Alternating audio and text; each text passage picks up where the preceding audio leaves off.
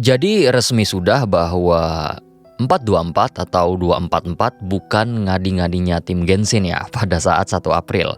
Melainkan memang sebuah rencana bahwa akan diadakan semacam sneak peek pada alur pengembangan tim Genshin Impact dalam menyambut SNES Naya yang akan rilis pada tahun ini seharusnya. Setelah pengumuman itu dirilis, saya pun menonton ulang acara yang sama pada tahun lalu ketika tim Genshin merilis video Behind the Scene Let's Start with Not Cry, dan ada beberapa hal yang pengen saya sampaikan pada teman-teman, terutama sebelum rilisnya video besok. Jadi langsung aja kita bahas. 世界は謎だらけだね。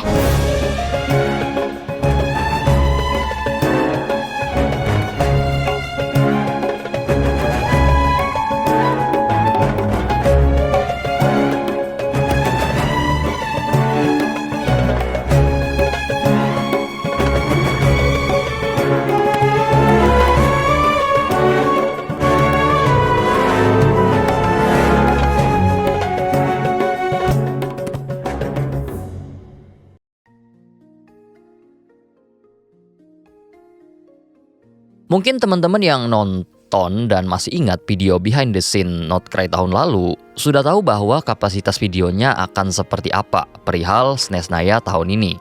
Videonya kurang lebih akan melihat soal apa yang akan dibuat serta direncanakan oleh tim Genshin soal region mendatang.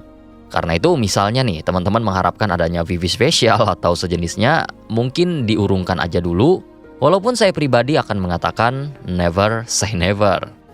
Dan ya misalnya teman-teman udah bersiap-siap nih akankah Tasya muncul pada hari Jumat nanti, mungkin bisa dikondisikan harapannya. Tidak mustahil memang, hanya saja berkaca dari Not Cry tahun lalu, karakter Not Cry saja itu tidak muncul dalam acara tersebut. Nah hanya saja terkait Anastasia atau Sarisa itu bisa berpeluang menampilkan wujud karena tahun lalu konsep pengganti patung The Seven itu sempat hadir. Kondisinya saat itu Columbina masih dirahasiakan sebagai Dewi Bulan serta sebagai pengganti peran Archon di Luna. Sedangkan untuk Sarisa, sudah bukan rahasia lagi bahwa dia adalah seorang Archon sehingga patung The Seven harusnya tidak perlu disembunyikan. Namun yang perlu jadi pertimbangan juga saat ini adalah, berbeda dengan region lain, Sarisa punya hubungan yang sangat tidak baik dengan Celestia. Sehingga aspek terkait Celestia, termasuk patung The Seven, mungkin akan memiliki keunikan atau anomali. Makanya saya harap akan ada sebuah cameo dari patung The Seven pada video mendatang.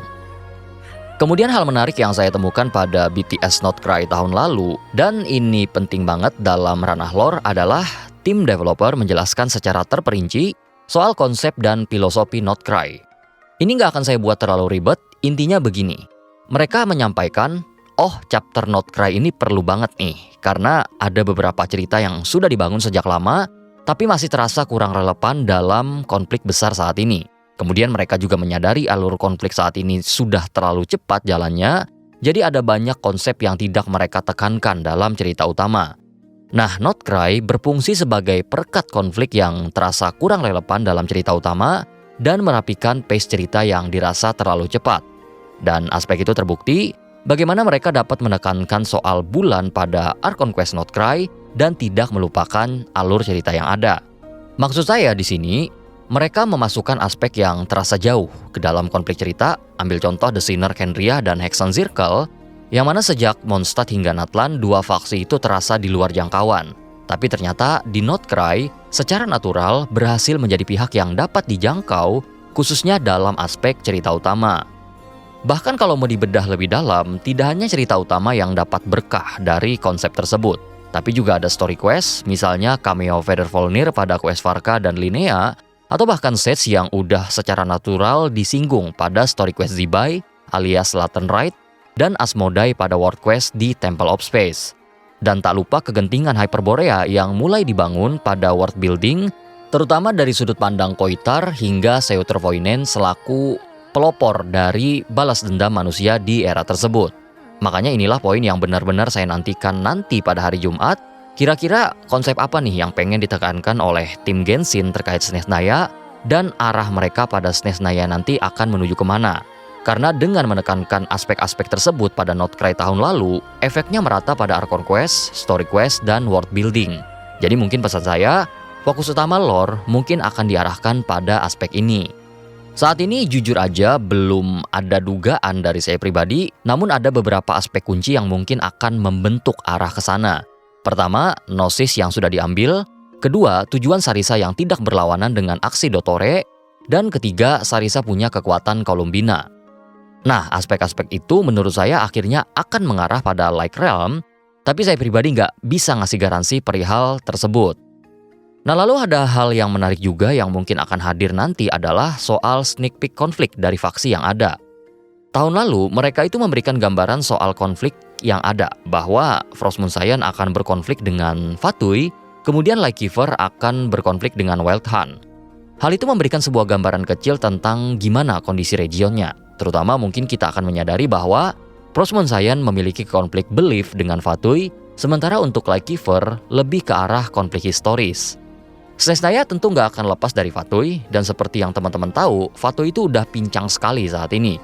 Serta kita juga belum dengar adanya pihak oposisi di Snezhnaya, sehingga harapannya ada gambaran kecil terkait faksi yang ada nantinya. Mungkin misalnya bangsawan V yang masih nggak terima dengan Sarisa, sehingga menimbulkan konflik internal yang kental. Konflik historis pihak V dengan Snezhnaya itu juga sudah berlangsung lama sekali, terutama sejak era Belisar. Jadi boleh saya katakan, konflik ini mungkin akan punya tempat setidaknya pada World Quest nantinya. Sementara di atas kertas, konflik utama Snezhnaya saat ini adalah ambisi Sarisa, tentu saja. Tak lupa juga sebagai pengingat pada teman-teman, walaupun ini penting gak penting juga, Adventurers Guild itu punya markas besar di Snezhnaya. Jadi mungkin mereka berpeluang menjadi salah satu faksi penting di sana juga. Nah, terakhir terkait Snezhnaya yang juga tidak boleh dilewatin karena kerasa banget waktu di Notcry, yaitu adalah referensi. Pada saat video Notcry tahun lalu, tim Genshin itu mengungkapkan tentang referensi yang mereka ambil. Mereka sebut mitologi Baltik, Celtic, Finlandia, dan lain-lain. Dan beberapa aspek itu diaplikasikan pada akhirnya, seperti Kutar, Luonotar, hingga pengaplikasian konsep runo pada cerita. Nah, karena bukan rahasia lagi bahwa Snezhnaya akan mengadaptasi Rusia, nanti yang mungkin akan menjadi fokus utama adalah era Rusia yang mana. Kemudian, kira-kira daerah apa selain Rusia yang menjadi referensinya, serta mau tema mitologi lagi atau ternyata menekankan modernitas.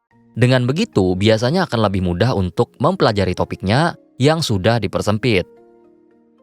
Sekarang kita bahas soal pretelan lain, terutama soal The Future nih.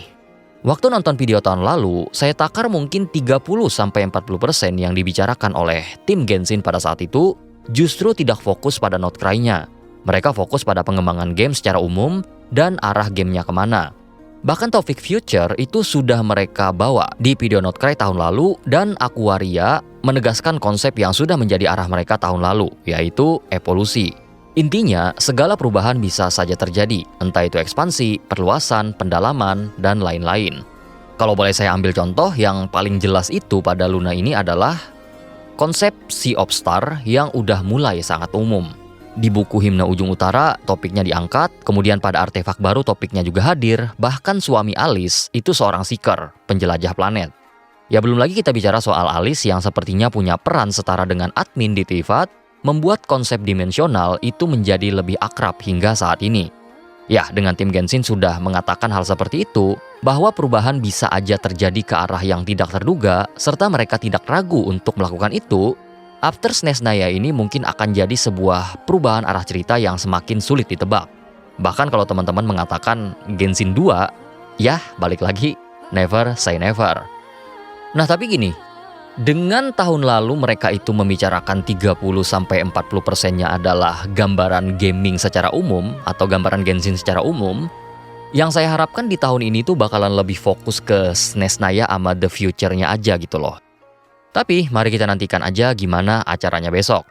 Oke, ini poin terakhir yang pengen saya sampaikan, yaitu tahun lalu Notcry itu dapat semacam sneak peek dari musik Frostmourne Enclave.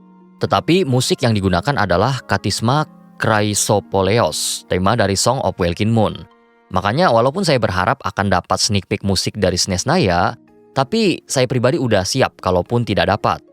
Kemudian di tahun lalu setelah akhir dari video, tim Genshin memberikan redeem code yaitu Notcry 0910 yang merupakan tanggal rilis resmi dari Notcry di 10 September. Nah, akankah kali ini dapat kode redeem SNES Naya 0923 atau justru tim Genshin punya rencana lain? Mari kita nantikan besok. Oh ya, ini hampir kelupaan nih, untung ingat di akhir. Ini sebuah pertanyaan yang mungkin akan terjawab, apakah Genshin akan melanjutkan sistem patch tradisional atau justru melanjutkan sistem patch layaknya Luna? Ya, semoga itu terjawab. Oke, jadi itu aja sebuah uraian singkat soal video behind the scene Not Cry tahun lalu yang saya coba aplikasikan untuk video besok. Ini uraian kecil-kecilan aja, jadi tidak ada semacam analisa mendalam, dan semoga bisa menjadi gambaran aja tentang video behind the scene SNES Naya and the future. Jadi sampai jumpa besok, dan terima kasih buat teman-teman membership, terutama para desender atas dukungannya sejauh ini. Thank you berat.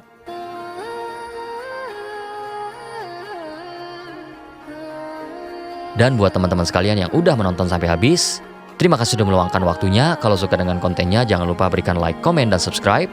Atau bisa gabung membership juga untuk dukungan langsung, serta eksklusif konten.